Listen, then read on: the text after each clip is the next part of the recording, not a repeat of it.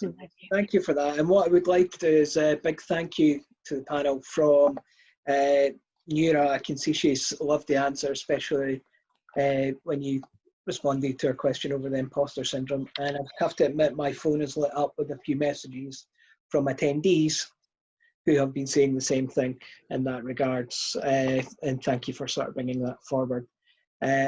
Janet Carr, I can see you've got your hand raised. If you want to pop the question into the Q&A, I can get that looked at.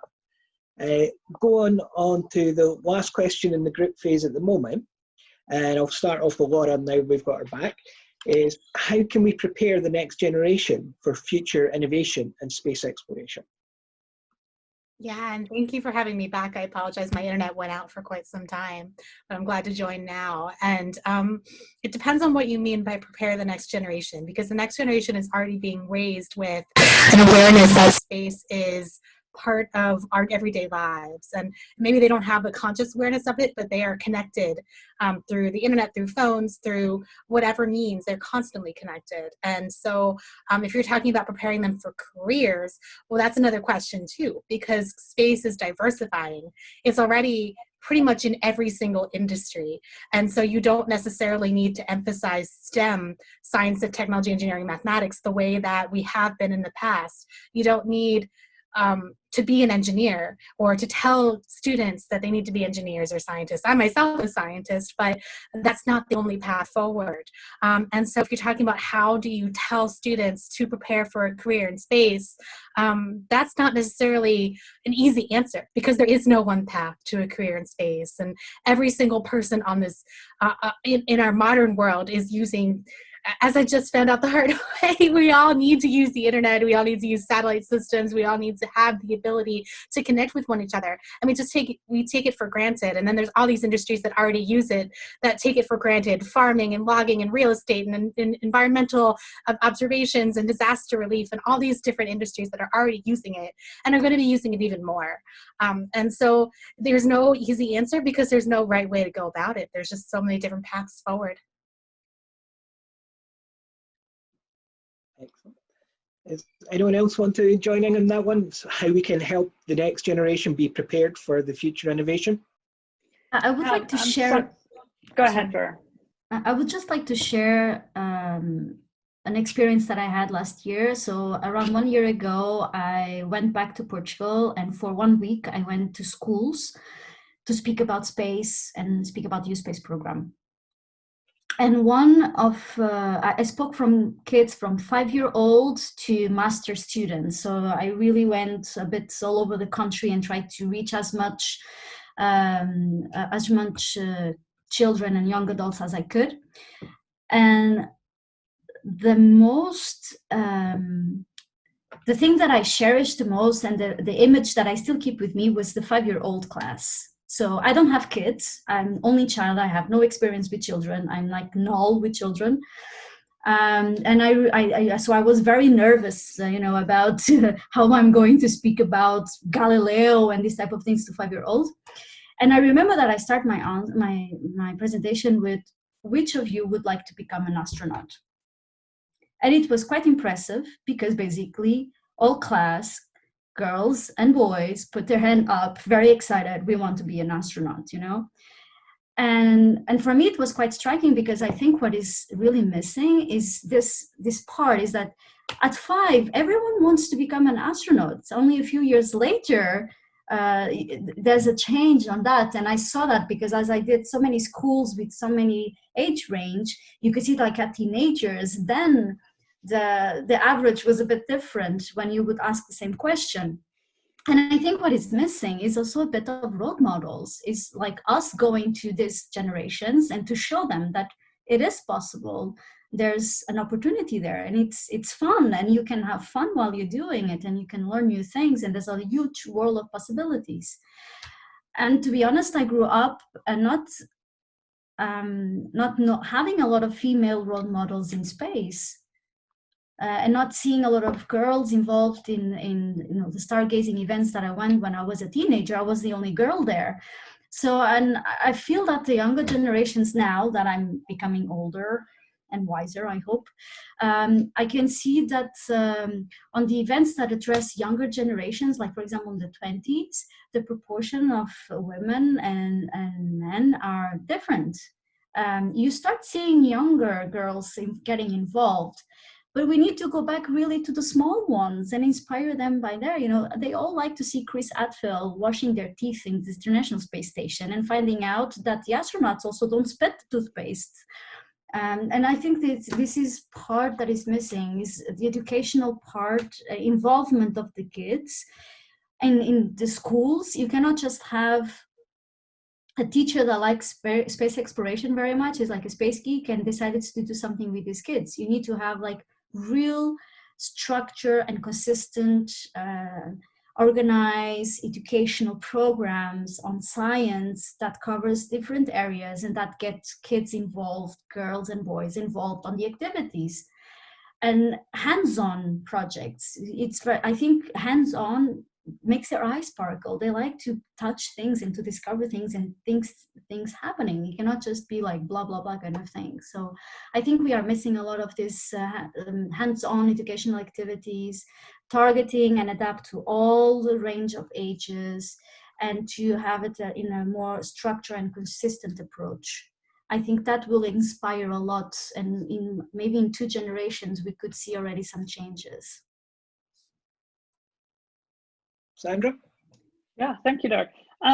Yeah, I was thinking about all that have been said, looking at, okay, what is a student's life versus what is an employee life, and how can I imagine what is going on in space? And obviously, I'm not an expert around space. In fact, I know nothing about space, and I'm very comfortable with that, because I think when you are a professional in whatever domain you work, it is your profession of not knowing. It is your profession of making things or having things in an unclear situation, because that's why you're there.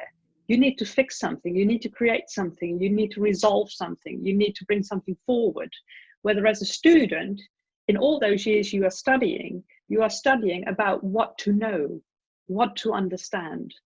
And that is a complete opposite of what you need to do when you're in a working environment. When you become an employee in whatever business, it's not about how can you use the knowledge of what you studied, because you cannot copy that, because that's already done. So if it's already done, you won't need it in your business because it's already there.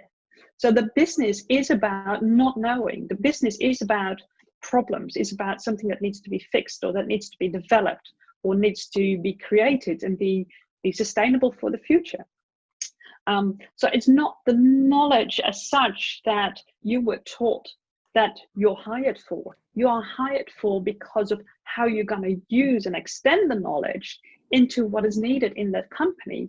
And the basic, and maybe it's a very easy way, but if you would consider every topic in a meeting as a question, and the only thing you have to do together is to answer that question. And that's when you bring the brains together. And then you find out that it's not only the knowledge that you bring together, but also the insight. And that's where the diversity comes back. And I think that's the big difference as a student towards working as an employee. Is not the knowledge that you have to bring in. You bring in yourself. And knowledge is just a bit. I agree. Your soft skills play also a big role on it. Thank you very much for that, and apologies for my little pet River making an appearance there. Just before I go into the individual questions for yourself, there's been 1 or 2 other ones that came up that I would like to just sort of push out there. One was from a girl called Zahana from Kazakhstan, who's part of a team to create nanosatellites under a UNICEF project. She's asking for some advice and such, but what I want to do, I can see there, Zahana, that you have us on, you've got a Facebook page for it. If you could connect to Skyrora, we will put that message out for you and to each of the guys and ask them to come back with any sort of individual advice for you. So if you connect with us online, we'll come back and make sure the panel can come back to you with the answers to the question for that one. Just take a little bit too long to go over on the actual panel, I'm afraid. And one of the other ones, just before we move on, is someone else has also asked for recommended readings from each of the panelists. Again, I'm quite happy to ask them for this, but if you'd like to send that to us via our social media channels, we'll make sure we can ask them for that and then send you an email back with the replies for you. So moving on now to the questions that are individually for our panelists. I'm going to start with Laura. So I've got here, since you are the author of Rise of the Space Age Millennials, can you tell us about the involvement of millennials in space? Yeah, absolutely. Thanks for the question.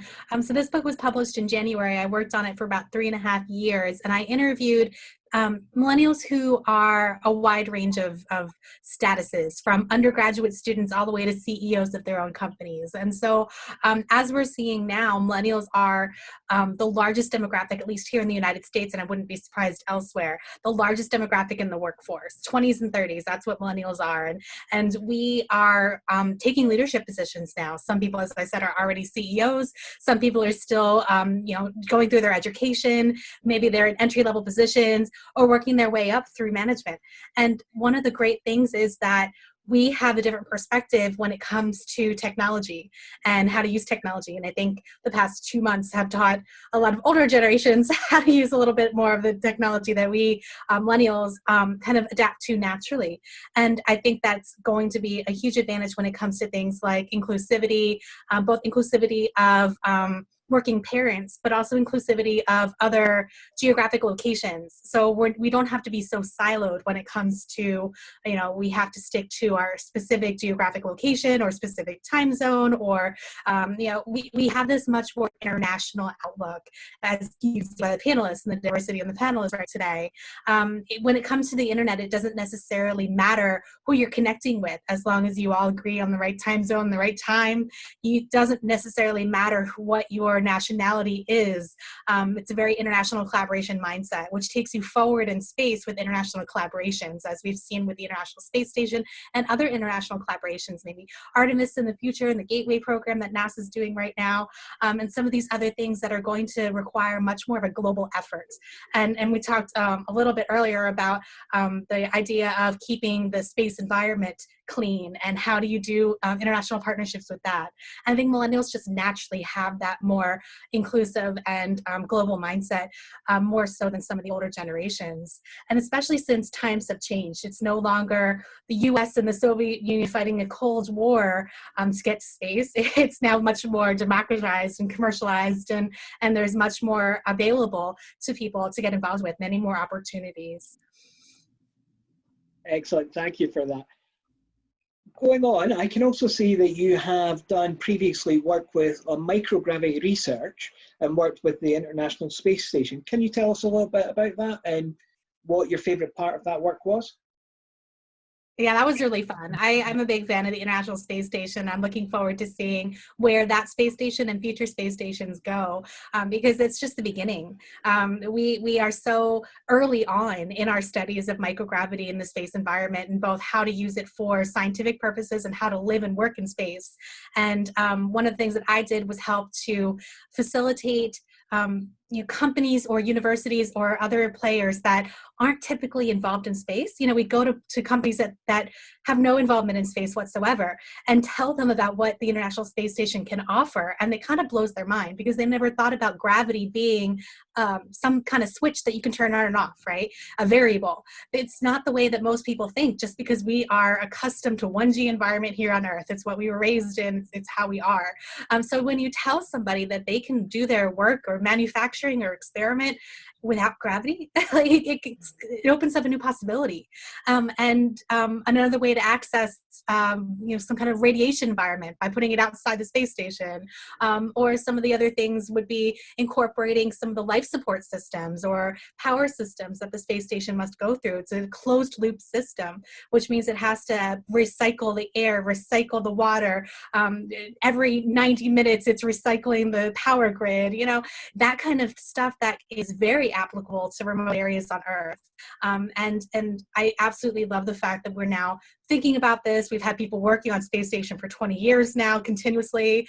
And I love the idea of commercializing it to the point where other companies can then figure out ways that they can make a profit in space so that they can do their own thing, whether that's manufacturing fibers for better connectivity, or whether that's manufacturing better drugs or prosthetics, or whatever the case may be. I love the diversity of opportunities that the space environment represents. And then when you're thinking about even farther in the future and how we want to go to Mars, for example, right? So we need to learn to live and work in space for a long period of time so that we can get to these far off places that we dream about.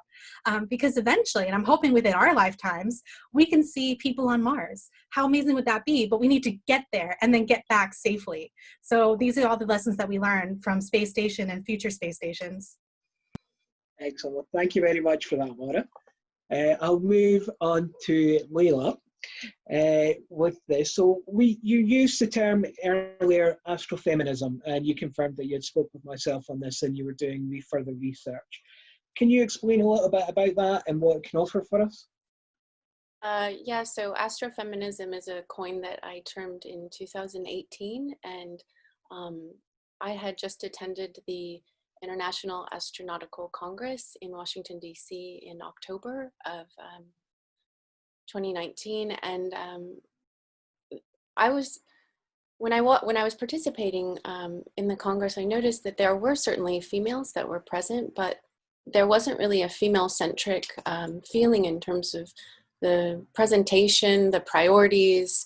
The women seemed to be, dressed in business suits and it was very stiff and it was very formal, and there wasn't a lot of diversity. There wasn't a lot of, there just wasn't a lot of, like, I'll sound so like LA, but like female energy. Like it just wasn't there. It was like very male.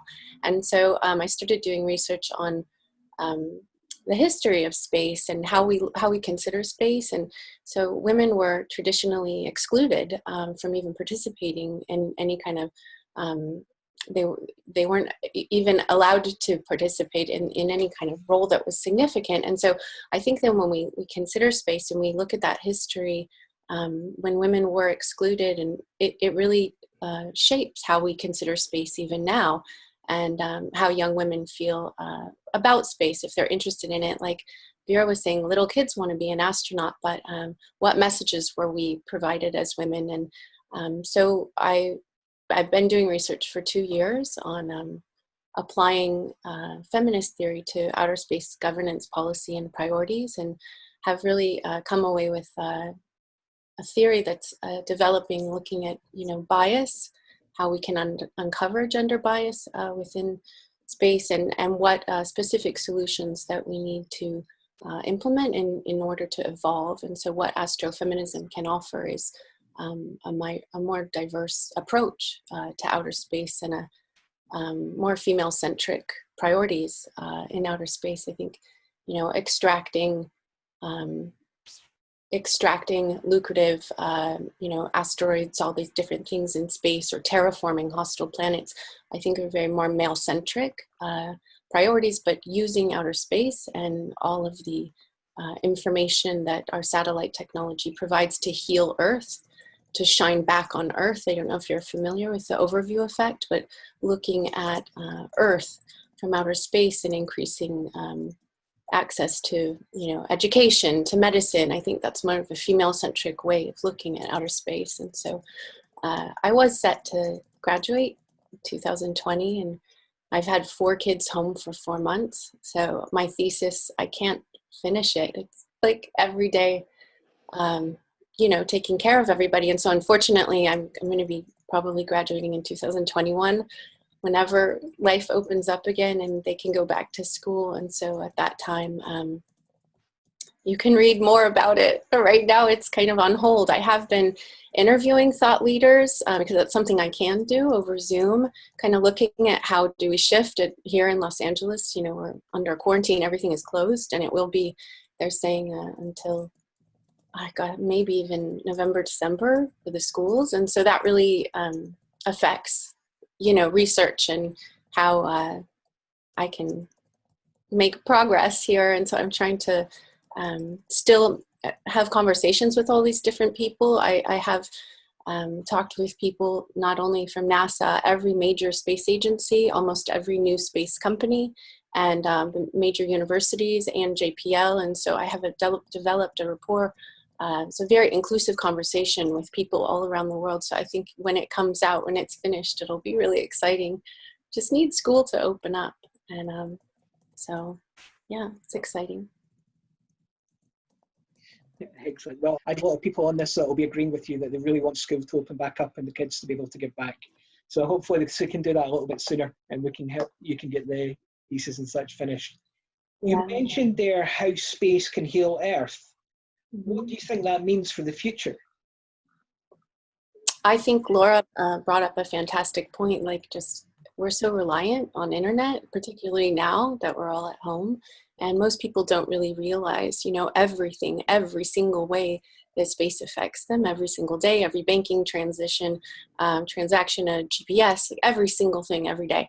And I think that shining a light on that, helping people to understand, just because they can't see it doesn't mean it, you know, it doesn't exist. And really utilizing space technology. I mean, if you look at NASA, the climate change, they have a whole website and there are all these amazing videos of how the satellite technology helps climate mitigation. They're tracking the fires and all. I mean, they have the neatest stuff on there. I would say to all of the people watching, if you want to learn more, and I think it's nasa.gov, just climate change, but there are videos and maps, and, you know, it's really, really amazing. And so there's a lot that satellite information and imagery is helping us. And goodness, I mean, with this COVID pandemic, look at all of the healing of the earth that has taken place in such a short amount of time, because we're leaving it alone.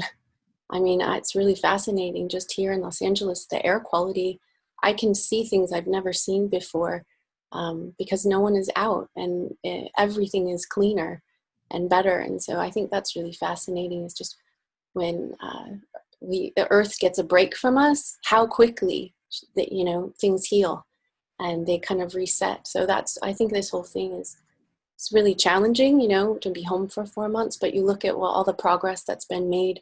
And then last, in terms of the way we communicate, Laura brought up a great point, is like, I think it's fast forwarding the way you don't necessarily have to be in the same room to have a meaningful conversation. And the whole idea of, you know, business travel or all of that, I think it's all really quickly shifting to, you know, we can still have meaningful conversations and connect and make progress, not necessarily being in the same room. I just read the International Astronautical Congress is going to take place online. I don't know how exactly they're going to do it, but that's really interesting. It's the first time that will ever happen. And so I've been, like I said, talking to these thought leaders for 2 years, and now I just started filming it and creating clips in order to create a diversity and inclusion course for the aerospace and defense industry. So that's something that I've been working on, just trying to shift gears instead of my thesis, because academic writing with kids at home is really hard, but I can talk to people and have conversations. And so that's what I've been doing. And like Derek and I had a great conversation, I said, in diversity and inclusion, and but none of it's recorded, you know what I mean? None of it kind of gets lost. And so I've been trying to have a record of these and then also cut it so that it's just quick, brief, 2 5-minute clips. Because it doesn't take up too much of anyone's time. Excellent. Thank you very much for that, Leila. And if I move on next with Natasha, as the CEO of Global Multiply, sorry, I'm getting all tongue-tied here. Global Multiply works. Thank you. And your involvement in risk reduction, which we spoke about a little bit later. Can you explain to the group a bit more about risk reduction? This is looking at how, slightly back to the question about sustainability, in terms of resilience and sustainability for companies, which obviously impacts sustainability and resilience of an industry. And what have we got in place? How are we doing this? And one of the areas we particularly look at is technology transfer. So we're all about unleashing the potential value that resides in technology in teams, and it's by bringing a very lateral business approach to it. We don't claim to be rocket scientists. There are much more fascinating brains out there doing wonderful stuff. The challenge is how do you take something which is potentially, maybe, possibly going to make a return in 40 years, and turn that into a commercially sustainable and resilient industry and business. And one of the work routes is tech transfer. So we look at new markets, new models, new applications. We've taken heat exchangers from hypersonic flight vehicles into the automotive industry. We've taken robotics from terrestrial applications into in-orbit servicing and renewal. We've used LiDAR and SAT data to support utility infrastructure management. So it's about doing those crossover bits. And I think one of the interesting thing, and it relates, it's obviously the COVID scenario has brought this up, and what I've noticed a lot of conversations have been, how do we mature in an industry in the right way? How do we become more resilient and sustainable? And it's a bit like taking a diversified portfolio. If you've got a financial portfolio or anything, you tend to look at a diversified portfolio. You're not going to put all your eggs in one basket. So why as businesses, why as the space companies are going, no, it's okay, we're going to rely on this core customer, be it a government or a prime or whatever. There is an inherent risk with that single revenue stream dependency. And so it's about mixing up your assets, maximizing return and lowering the risk. And so one of the areas obviously we're looking at is how can we support companies to become more resilient when we're impacted. And back again, this beautifully relates to some of the other topics when we mentioned diversity. Different experiences, different people, different ways of working will be impacted differently by a single influence. So if you've got more diversity, you've got more resilience naturally built in as well. Excellent. Well, thank you for that. One of the big things there, you mentioned technology transfer, and we've also been talking about sustainability. What do you think is more important to focus on going forward for worldwide collaboration to improve the industry? Tech transfer or sustainability? I think that if we take sustainability as something that sustains beyond, its tech transfer is an enabler for sustainability. If we're talking about sustainability in terms of thinking of it in context of deorbiting or orbit debris removal and things like that, there is equal importance. And I think this is where it gets very interesting, because tech transfer has typically been the reserve of government agencies or very large primes who have the funds and capabilities to focus on this. There's a lot of academic to industry technology transfer, with a lot of universities having their own offices, and these are absolutely key. The thing to recognize is often, not always the case, but often when you're doing academic to industry, there's quite long lead times. There's quite a high drop rate as well before it actually gets to market, because it's often very theoretical. So what would happen if, as an industry, we proactively, not responsively, ad hoc, oh, that's a good idea, let's try it, proactively took part in business to business technology transfer? And for me, it's all about, let's not repeat the wheel. How can we build on the shoulders of all that great stuff that comes? True innovation is often many iterations and minds on a single concept, and this is what this is trying to do. There is never a shortage of ideas, but there's a shortage on how to prioritize and apply it, and that's where tech transfer. So I think tech transfer, in its own right, enables sustainability in an industry and company. In terms of debris or in-orbit debris removal, as I mentioned, we're working with a terrestrial company who does robotics, looking at in-orbit debris clearance using their capability, bringing their capability not to replace all the work that the thinking has been done, but to enable and accelerate. And it's by thinking of it in that respect. Thank you for that, Natasha. That's wonderful. I'll move on next. Sorry.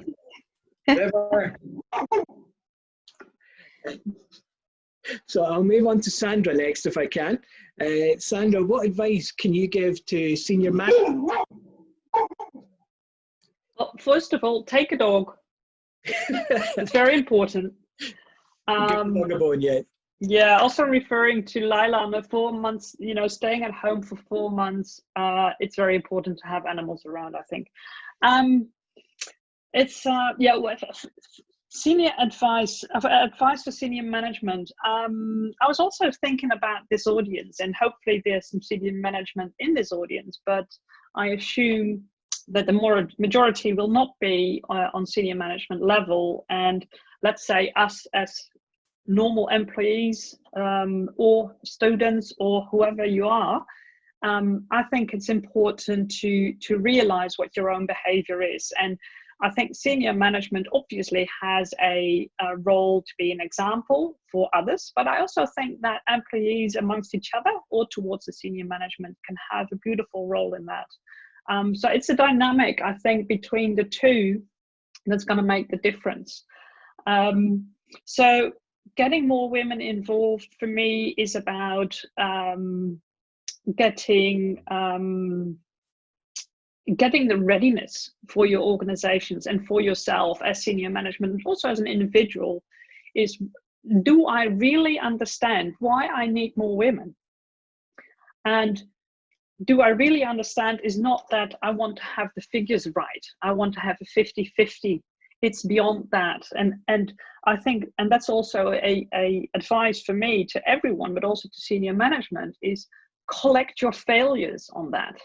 Collect your failures, because it's because of the failures that you will learn, and not because of the successes you're going to have. So maybe a good example, I think it was about 12 years back, I was part of the European, and we had an EMEA region, so Europe, Middle East and Africa region, part of a D&I working group, and they had beautiful KPIs set. And one of them was the percentage of women on board level in every country. And there were a few countries, Eastern Europe, where they have a much larger tradition of females in the boardroom. And in fact, it's the reverse situations versus Western Europe, where there is a tradition of male board members to be in the majority. And so, for instance, Romania scored 100%, and they won all the international prizes because 100% were of the board members were female. And I think, and that's one of the things that we discovered there, is that it's really about the question you want to answer, not about the percentage of women, because the 100% board members, female board members, is as wrong as it is 100% male board members. So it's the same issue. So is it that you want more women, or is it because of the diversity of the board is going to bring better value to the business? And I think if you really want to address the last, look at each other and say, okay, how well are we really doing? Or what are our biggest failures if I look at that? And a very practical one is, for instance, if you send out vacancies, how are the vacancies written? There is typical male wording and there is typical female wording used in vacancies. And if the hiring manager is asked to write a vacancy for a certain job, and it's a male with, let's say, less experience, or coming from a very, let's say, male environment with a male background, and let's just put a stamp on it, just for the sake of the example, is to say, okay, that the vacancy will have much more wording in it from a male perspective, and then it's much more attractive for males to read these capabilities versus female written capabilities. So it's not to say that the word competition should stay out and that should be replaced by the word care, because female respond more to care rather than competition, but just being aware about, how do I write a vacancy? Is this attractive for everyone? So that, I think, is a nice one. Lila, you already mentioned unconscious bias. That's a huge topic, but also a very easy topic to understand, because we all fail in that, in terms of we all have our unconscious bias. And isn't that great? Because you can shamelessly say it, you can shamelessly talk about it, about how your own, let's say, unconscious bias is. Because when you get to know them, you get to understand how your own behavior is affected by it. And that's where I come to the last point on the senior management and employees is how do we interact with each other? I have become facilitator for the Time to Think organization, and that's what I also did my TED Talk about. And that is really about how do we meet with each other in meetings? So how do we ensure that not only inclusivity is important, but that we benefit from the inclusivity in terms of the diversity? So how is the attention spread? How much of our behavior has become an equal one in terms of, does everyone get equal time and equal turns? What about the place we meet? Well, nowadays it's all online, but can you imagine that part is online and part of them are in a meeting room? That the dynamic will be totally different. So for instance, a webinar like this, it's beautifully equal in terms of we are all facing versus the same channel or in the same channel, which gives us a very good, let's say, basic way to meet in an equal manner. So those are all things that are very important, is and also for senior management or whatever team you're in. That's perfect, Sandra. Thank you for that. So what would you say is the biggest bit of advice you can give anyone who would want to make a bigger impact in the boardroom? Maybe it sounds weird, but whether you're in a boardroom or in any other team, you have two roles. You have your role in the team, but you also have a role as an employee, which is not necessarily directly related to that team. And I think if you be in the boardroom, if you are at that table, I think the key is to understand how you can have an impact, not at the table, but in your business. Because if your responsibility, if your mandate, if your task, if your value and contribution to that company, with the teams you work with the people you work with the department you are moving forward with, if you have a bigger impact there, you're definitely going to have a bigger impact in the boardroom. So it's not the other way around. It's not that if your voice at the table is more loud, that the impact in the business is better. And those kind of assumptions you really have to challenge for yourself, is where do I focus on? Whether you're male or female, if you want to have a bigger impact in the boardroom, ensure that your work is beyond what you initially hoped for. I think if you can achieve and go beyond what you expect from yourself, you can deliver something to the company. Another thing is that in the boardroom, it's very important not only to focus on the what. I think it's very important to understand on how things are done in the boardroom. How do everyone interact with each other? How do I interact with others? How do I give attention to others? But how do others give attention to each other? So not only the what and the topics that are discussed in the boardroom, but also look at the how and see what is bothering you. What do you want to change in the how? And another thing is, it also brings me back to the women in general. I think as a board, you have a responsibility, but you decide as a team, how do you want to fill that in? And I think we discussed it earlier on when we started this webinar, is it's not having women in the company is not a women issue. It's not a female issue. It's not, it's everyone's issue. And we should, now it's women, and after women, it's something else. So there will always be something, and it's the shared responsibility you have to take in order to change that. And not changing it, I think that's the worst decision you can make as a board member. Thank you very much for that.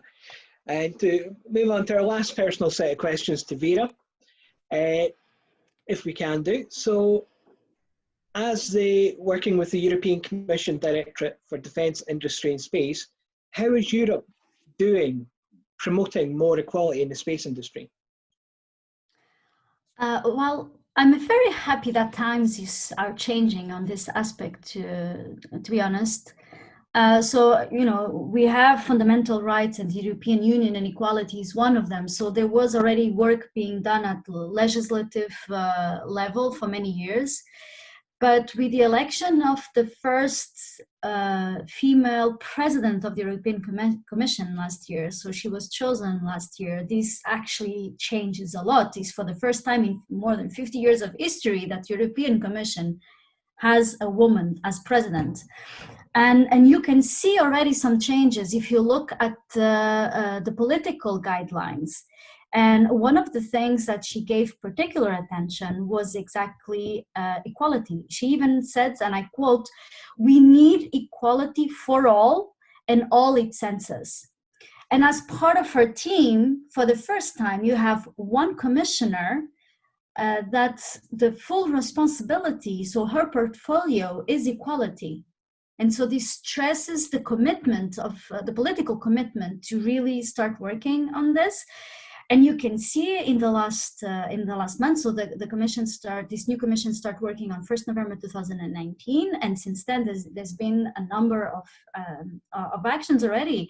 So, for example, internally we have now an equality task force that each directorate has to have a coordinator that is responsible to make sure that equality is mainstream in all our policies.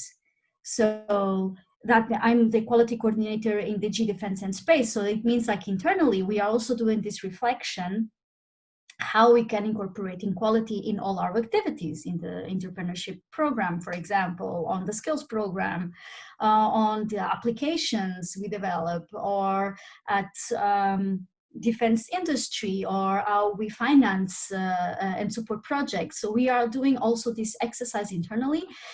And 2020 is actually a year that we are finalizing the budget for the European Union for the next 7 years. So this is actually a good moment to include equality aspects in what we are going to do for the next years. And also, if you start looking on top of that, the gender equality strategy, the new European gender equality strategy, was recently approved in March. We are also working on the LGBTI strategy, people with disabilities strategy, that will also come later this year. So you can start seeing that there is a huge effort. For example, currently and until end of this month, there's a public consultation, so a consultation process where citizens, industry, anyone can participate and give their opinion on what the European Commission is intending to do as legislation or acts, politic acts. That is what concerns the pay transparency measures, because this also comes and links with the gender pay gap that still exists in Europe. So there is really a political will to start being more active and more proactive in bringing equality. And space industry in Europe will, of course, also be affected. But you also need to have in mind that the European Union also has an external policy, and it will also address gender equality and women empowerment. So this means that there will be a number of activities that will come into place in the coming years, specifically trying to push for equality in all its senses. So this means despite your sex, racial or ethnic origin, religion or belief, disability, age or sexual orientation. So it's really a full package. And this is a very strong political statement of the current commission, because it never until now it was stated in such a powerful and holistic way. So, and on DG Defi and space industry and space, we are also assessing what we can do, how we can fill the gaps at policy level, how we can give an extra push for space industry. And so this year for us is a planning year. We already have some ideas, but of course we are always eager to get input from people in the field and outside, and get their ideas and their opinions. I usually say that my email is an open box, so if anyone has ideas, is always welcome to get, because this is how you shape the European Commission policies. Excellent. Thank you for that. And one last question before I let everyone on their way today. So for yourself, Vera, what would you most like to change in the space industry today?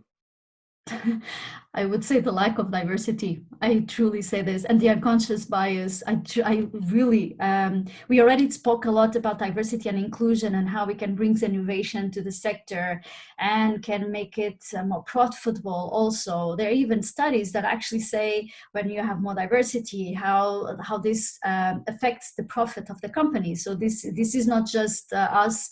It's not just wishful thinking. There's actually studies that reveal that if you have more diversity, you also have more revenues, and so I think it's diversity. And to be honest, even when I go to international space-related events, I still have the same feeling as I used to have 10-15 years ago. Is that it's still a white man-dominated world.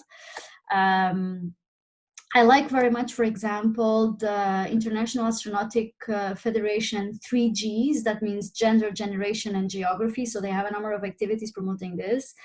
And I think this is a good starting point to increase diversity and inclusion in space and to try to bring this as a trigger for a more innovative space industry. Thank you very much. Well, I'm going to take this time because I know time is going on, and I hope everyone has enjoyed today. So thank you all for tuning in. Next week, we will discuss environmental challenges that all sectors face, with emphasis on space debris, issues for both satellite launcher industries. And if you have any topics you would like us to explore or the panelists you'd like to hear from, please let us know in the feedback survey at the end, and stay tuned until the end. But most of all, thank you very much to our wonderful panel. Sandra, Natasha, Vera, Laura, and Leila. It's been great to hear your opinions and hear you talk today about all the subjects that we've covered. Talk to you soon again. Thank you very much. Thank you very much, and I hope everyone has a good day. Bye. Thank you.